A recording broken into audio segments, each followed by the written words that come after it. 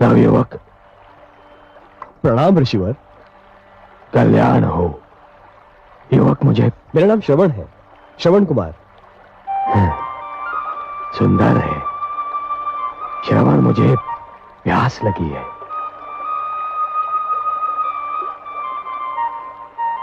क्या बात है?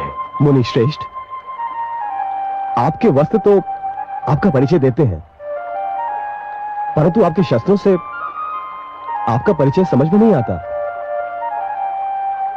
तुम मुझे मेरे वस्त्र देखकर मुनि कह रहे हो, परंतु मेरा ये धनुष, मेरा परशु, ये तो मुझे मुनि सिद्ध नहीं करते। उच्च कुल का तो सिद्ध करते हैं। उच्च कुल? मेरा कर्म जाने बिना ही, केवल मुझे देखकर ही तुमने मुझे उच्च कुल का सिद्ध कर दिया। आप अवश्य किसी श्रेष्ठ ऋषि की संतान हैं, परंतु मैं एक वैश्य मुनि और छोटी जाति की माता की संतान हूं। श्रवण, तुम्हें अपनी माता को छोटी जाति का कहते हुए लज्जा आनी चाहिए। माता तो माता होती है, जो पूजनीय होती है।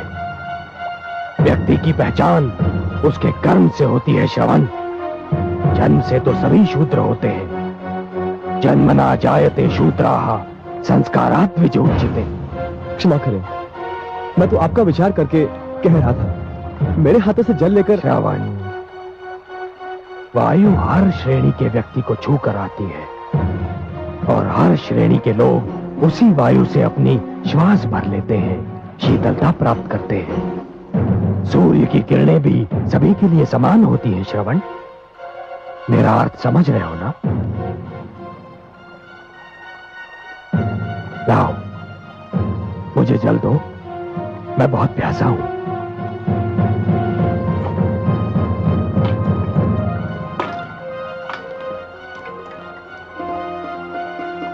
सुखी रहो। हे मुनिवर, आप मुझे अपना परिचय दें, बड़ी कृपा होगी, क्योंकि आज से आप मेरे आदर्श हैं। श्रवण, मैं ऋषि जमदग्नि और माता रेणुका का पुत्र परशुराम हूं। जन्म से तो ब्राह्मण हूं, किंतु कर्म से मुझे क्षत्रिय बनना पड़ा। भगवान परशुराम, अहो भाग्य मेरे, जो मुझे आपके दर्शन हुए। एक दिन स्वयं चलकर मेरे पास आ गया। मैं तुम्हारा तात्पर्य नहीं समझा। मैं अपने अंधे माता पिता को तीर्थों की यात्रा कराने निकला हूं। वो जो बैठे हैं मेरे माता पिता हैं।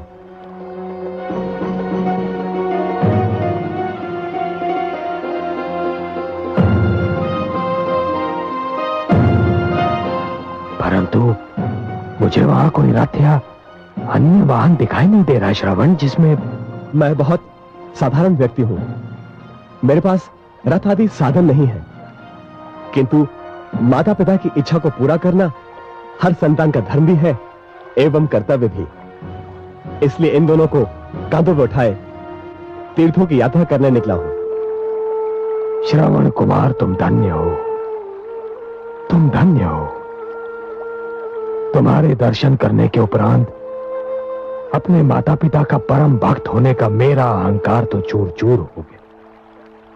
मुझे अपने चरण स्पर्श कर। नहीं नहीं नहीं नहीं, आप मुझे आपका भागी ना बनाए। आपका यश तो पूरे संसार में सूर्य किरण की भांति फैल चुका है। अब चलिए, चलकर मेरे माता पिता को दर्शन देकर धन्य कीजिए। श्रवण, मैं भी उन माता पिता का दर्शन करके धन्य होना चाहता हूं, जिन्होंने तुम जैसे पुत्र को जन्म दिया।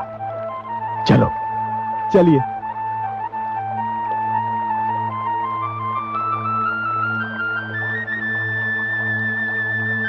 माता पिताश्री, भगवान परशुराम पधारे हैं। हमारे धन्यवाद। हे भगवान परशुराम, हमें अपने चरण छूने दीजिए। नहीं माता, चरण स्पर्श तो मुझे आपके करने चाहिए।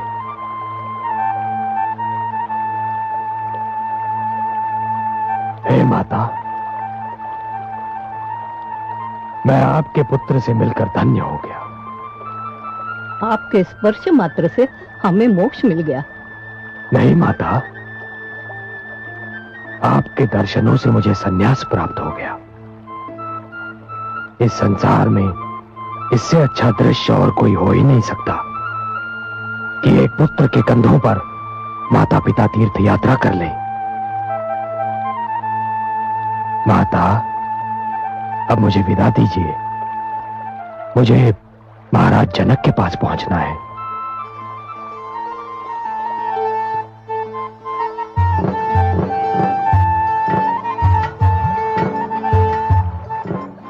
श्रवण, मैं हृदय से कामना करता हूं और आशीष भी देता हूं कि जब तक ये सृष्टि रहेगी, जब तक पुत्र धर्म की मर्यादा रहेगी, तुम्हारा नाम अमर रहेगा। आयुष्मान भव, आयुष्मान भव।